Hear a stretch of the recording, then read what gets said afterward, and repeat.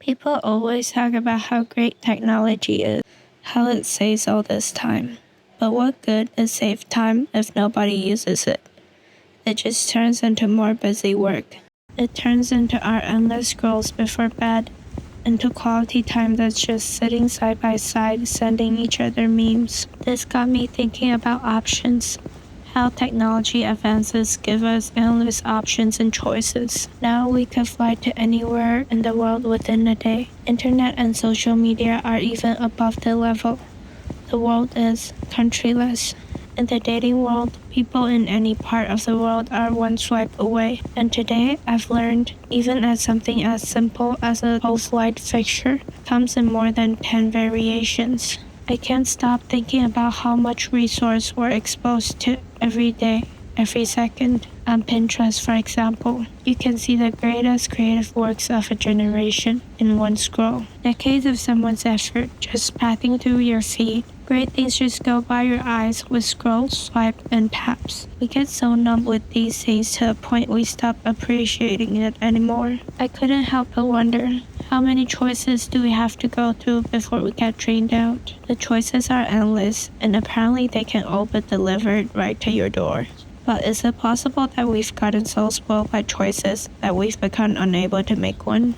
Yet a part of us know that once you choose something, one man, one great apartment, one amazing job, another option goes away. I couldn't help but wonder, is there ever going to be a right one?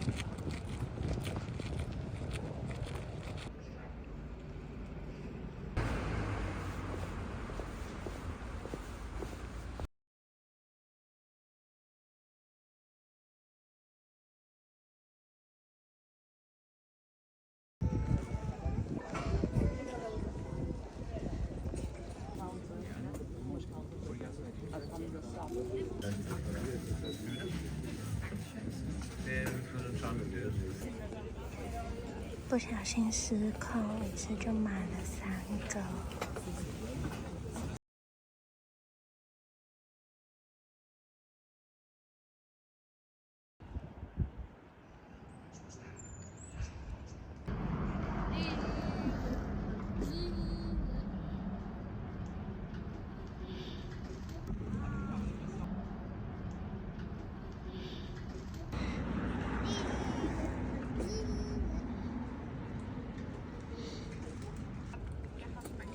另一家有名的面包店在排队。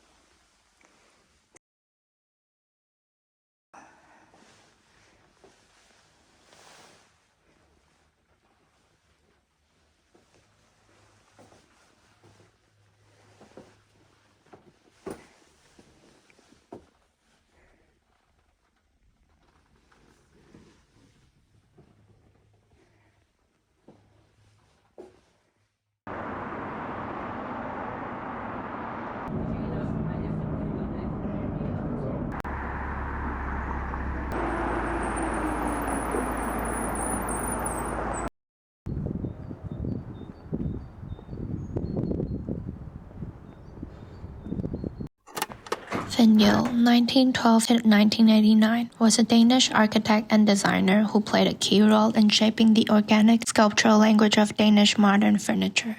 Blending art and function, his work introduced a softer, more human approach to modernism that helped redefine how we think about space, comfort, and aesthetics in everyday life. His house just feels lived in and personal, like someone really lives in there and cares about how things feel, not just how they look. It's modern, sure, but not in a cold, stripped-back kind of way. There's this quiet sense of comfort to it. Little bursts of color on the ceilings and walls, small decorative moments. They make the space feel alive without trying too hard. Light creates gentle, intimate moments that make you want to pause. You never feel overwhelmed. There's just the right amount of space for your eyes and your mind to settle. It feels calm but full of life. The kind of space that doesn't ask anything of you. It just lets you be.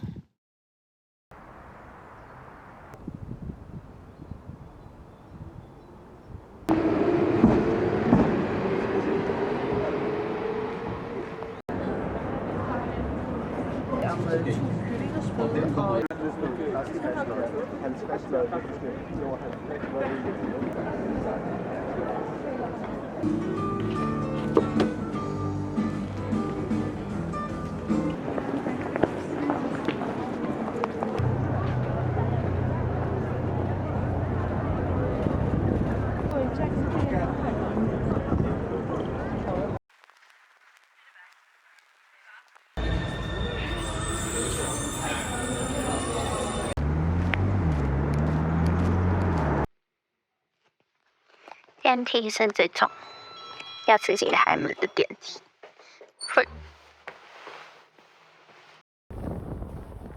现在要去超市买点吃的，随便吃吃当晚餐。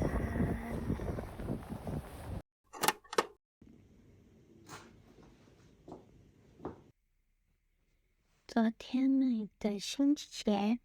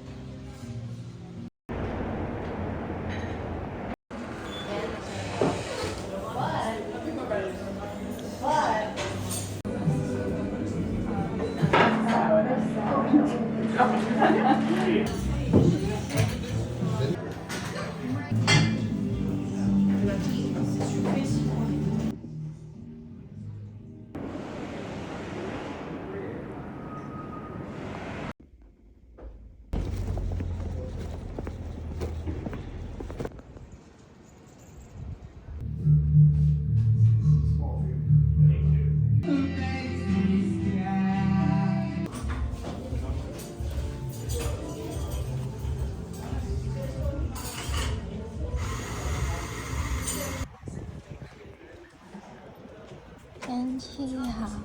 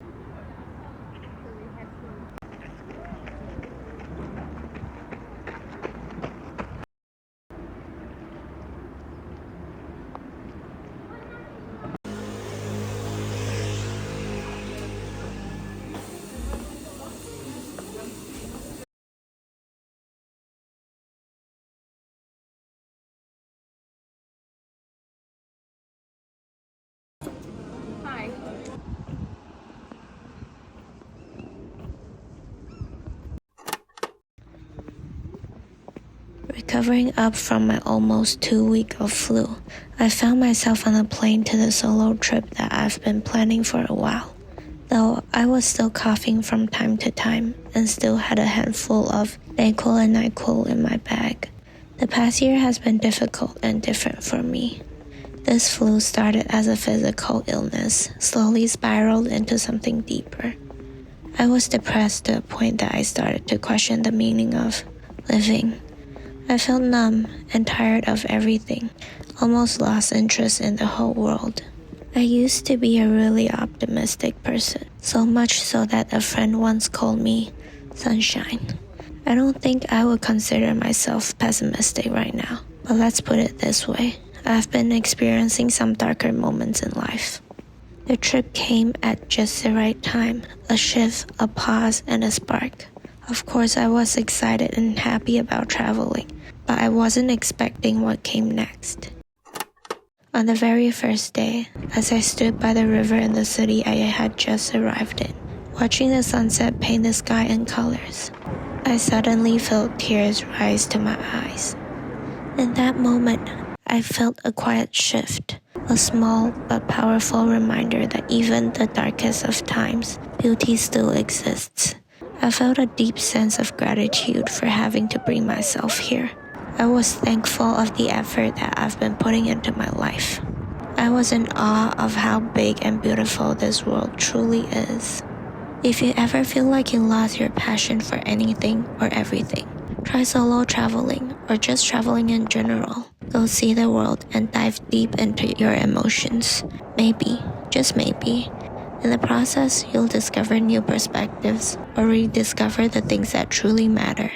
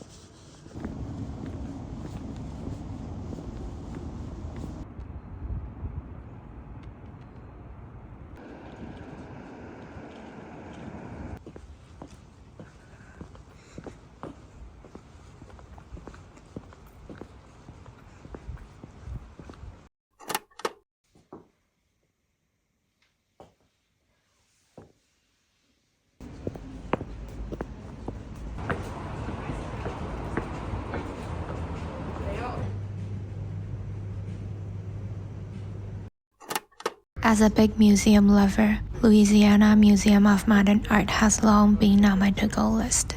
There's something about days like this that remind me why it's been on my mind so often. As I sip on my coffee and drift into the hazy and gloomy countryside, a quiet mood settles in. It's the kind of day that makes you want to curl up with a book or maybe lose yourself in a museum. Now, do you wonder, why build a museum out here in the middle of nowhere? Why make people travel an hour just to get there? And yet, maybe that's a point.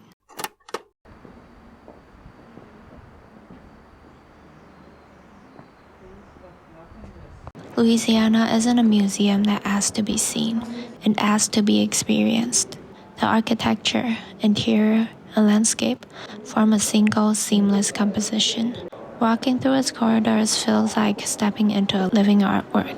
The boundaries between indoors and outdoors dissolve. At times, you're surrounded by sculptures scattered across the garden. At others, you find yourself standing before Diomedes the Walking Man, framed by a floor-to-ceiling window overlooking a silent lake. Nature isn't just a backdrop, it's part of the exhibition.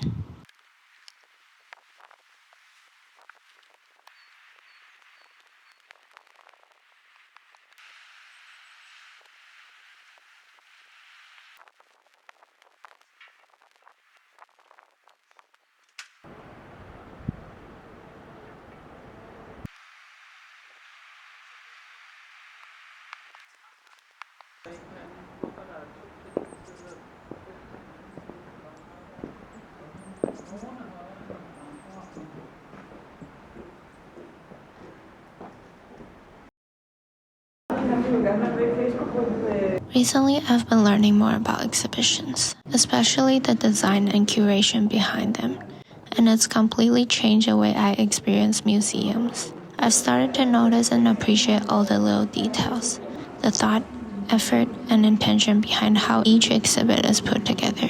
To be completely honest, I used to be the kind of person who skipped the curatorial statement and went straight to the artworks. But now that I think about it, that's kind of like wandering through a maze without knowing what you're even looking for.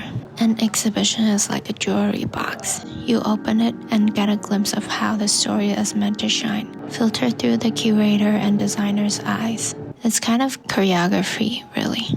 A weaving of old and new, 3D sculptures and 2D paintings, sound, text, and space coming together to tell a story. Maybe that's what makes exhibitions so special. They're a kind of show, just not on stage, but unfolding in space.